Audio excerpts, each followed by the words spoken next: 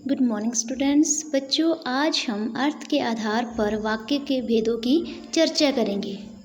हम देखेंगे वाक्य के कौन कौन से प्रकार हैं। इस वीडियो में हम अर्थ के आधार पर वाक्य के भेद पढ़ेंगे। अर्थ के आधार पर वाक्य के 8 भेद होते हैं। पहला है विधिवाचक या विधानार्थक वाक्य, इसको हम पॉजिटिव सेंटेंस भी कहते हैं।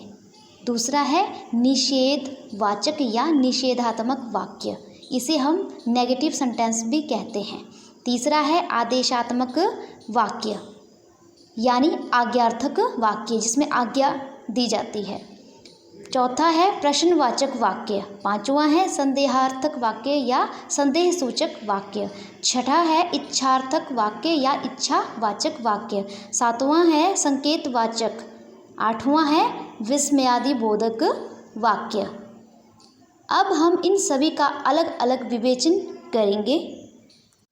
विधिवाचक वाक्य या विधानार्थक वाक्य, जिस वाक्य से किसी कार्य के होने का पता चले।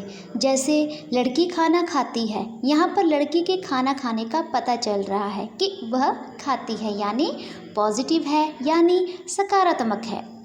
दूसरा वाक्य देखिए, परिश्रमी लोग सफल होते हैं, यानी कि जो भी लोग परिश्रम करते हैं वह सफल होते हैं। यह भी विधिवाचक वाक्य है यानी सकारात्मक वाक्य है। निषेधवाचक निषेधात्मक वाक्य, जहाँ कार्य का निषेध हो, अर्थात जिससे किसी कार्य के न होने का बोध हो। जैसे एग्जाम्पल दिया गया यहाँ पर, लड़की ने खाना नहीं खाया। यहाँ पर नहीं शब्द आया है तो स्पष्ट है ये निषेधवाचक है, निषेधवाचक वाक्य है। दूसरा उदाहरण देखें, मैं राजस्थान घूमने नहीं गया। यहाँ पर भी आप देख रहे होंगे कि नहीं शब्द का प्रयोग किया है और यह निषेधवाचक है। नेगेटिव सेंटेंस भी इन्हें कहा जाता है, जहाँ पर आपने याद रखना है, जहाँ पर नहीं का बोध होता है, किसी कार्य के न होने का बोध होता है, वो निषेधवाचक वाक्य होता है। तीसरा है आदेशात्मक वाक्य, यानी जिस वाक्य में किसी तरह का उपदेश दिया हो, आज्ञा दी गई हो, वह आदेश दिया गया हो, तो वह वाक्य आदेशात्मक वाक्य कहलाते हैं। सबसे पहले उदाहरण देखें, तुम मेरे लिए पानी लाओ। यहाँ किसी व्यक्ति के द्वारा दूसरे व्यक्ति को आदेश दिया जा रहा है कि तुम मेरे लिए पानी लाओ। दूसरे वाक्य में देखिए, दरवाज़ा बंद करो। यहाँ पर भी आदेश दिया गया है, जिसमें आदेश दिया जाता है वह आदेशात्मक वाक्य कहलाते हैं।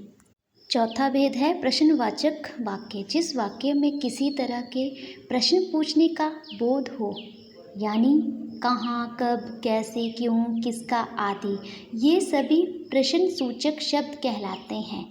यहाँ हम वाक्य देखेंगे, मेरी पुस्तक कहाँ है, यानी यहाँ पर प्रश्न किया जा रहा है मेरी पुस्तक कहाँ है। कहाँ शब्द के कारण यह वाक्य प्रश्नवाचक वाक्य हो गया है, इसीलिए इस वाक्य के पश्चात यहाँ पर प्रश्नवाचक चिन्ह भी लगाया गया है। दूसरा उदाहरण देखें, तुम दिल्ली से कब लौटोगे। यहाँ पर भी कब शब्द का प्रयोग किया गया है, यहाँ पर भी प्रश्न पूछा गया है। इससे साफ पता चल रहा है कि जो प्रश्नवाचक वाक्य होता है उसमें प्रश्न पूछने का बोध होता है।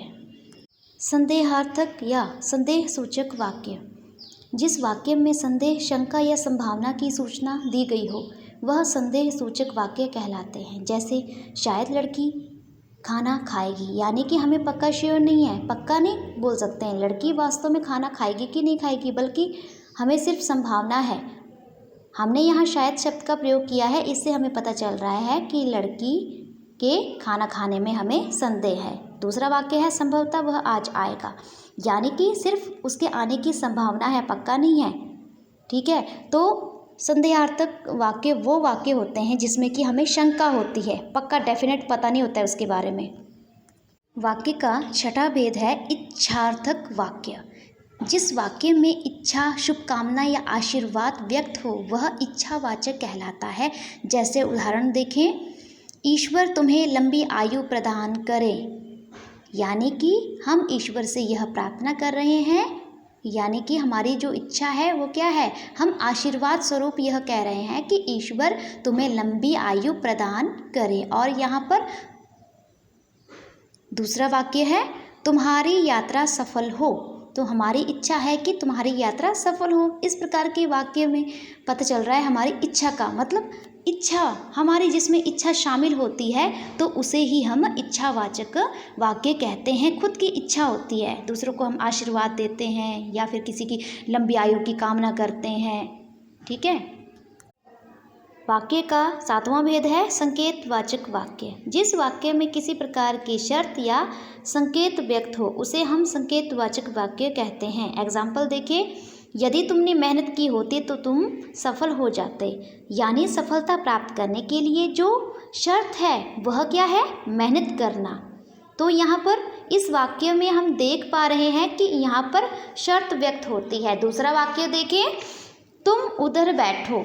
हम संकेत के माध्यम से कह रहे हैं कि तुम उधर बैठ जाओ, इधर बैठ जाओ। ये क्या है, एक संकेत है, इशारों से हम बोल रहे हैं, एक प्रकार से संकेत बता रहे हैं। ठीक है, जिसमें कि संकेत का पता चलता है वही क्या होते हैं, संकेतवाचक वाक्य होते हैं। इसलिए ये जो वाक्य है वो कौन से वाक्य हैं, संकेतवाचक वाक्य है, जिसमें कि संकेत का बोध होता है हमें। वाक्य का लास्ट भेद है विस्मयादिबोधक वाक्य। जिस वाक्य में विस्मय, हर्ष, शोक, घृणा के भावों का बोध होता है। अब जो हम चिन्ह देख रहे हैं यहाँ पर, ये विस्मयादिबोधक का चिन्ह है। जब कभी भी हम इस प्रकार के भावों को वाक्य में व्यक्त करते हैं तो इस प्रकार का चिन्ह लगाते हैं। जैसे एग्जाम्पल दिया है, वाह कितना सुंदर फूल है, मज़ा आ रहा है, कितना सुंदर है, बहुत अच्छा लग रहा है, आहा आज खाने में मज़ा ही आ गया, आनंद की प्राप्ति हो रही है।